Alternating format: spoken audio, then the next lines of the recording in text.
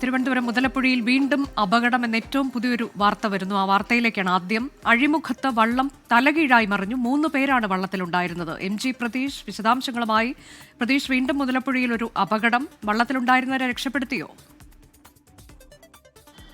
അവർ നീന്തി രക്ഷപ്പെട്ടു എന്ന ഏറ്റവും പുതിയ വിശദാംശം കൂടിയുണ്ടല്ലോ.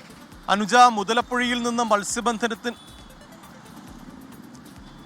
തീർച്ചയായും മുതലപ്പുഴയിൽ മത്സ്യബന്ധനം കഴിഞ്ഞ് മടങ്ങി വന്ന വള്ളമാണ് അപകടത്തിൽപ്പെട്ടത്. അഴിമുഖത്തേക്ക് അടുപ്പിക്കുന്ന സമയത്താണ് ശക്തമായ തിരമാലയിൽ വള്ളം തലകീഴായി മറിഞ്ഞത്. 3 പേരാണ് വള്ളത്തിലുണ്ടായിരുന്നത്. ഈ 3 പേരും കടലിലേക്ക് വീണു. ഇപ്പോൾ ഏറ്റവും പുതുതായി വരുന്ന വിവരം, ഈ 3 പേരും നീന്തി രക്ഷപ്പെട്ടു എന്നതാണ്.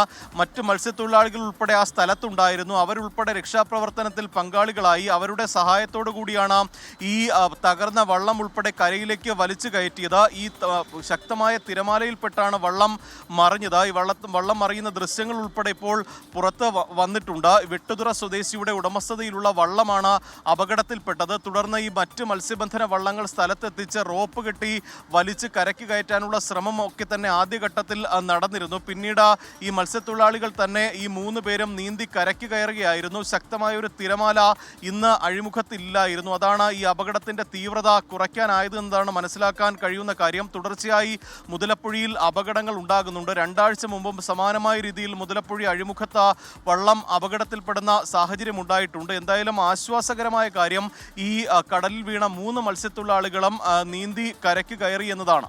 അനുജ, തിരുവനന്തപുരം മുതലപ്പുഴയിൽ അപകടമുണ്ടായി. അഴിമുഖത്താണ് വള്ളം തലകീഴായി മറിഞ്ഞ് 3 പേർ വള്ളത്തിലുണ്ടായിരുന്നു. 3 പേരും നീന്തി രക്ഷപ്പെട്ടു എന്നുള്ളതാണ് വിശദാംശം.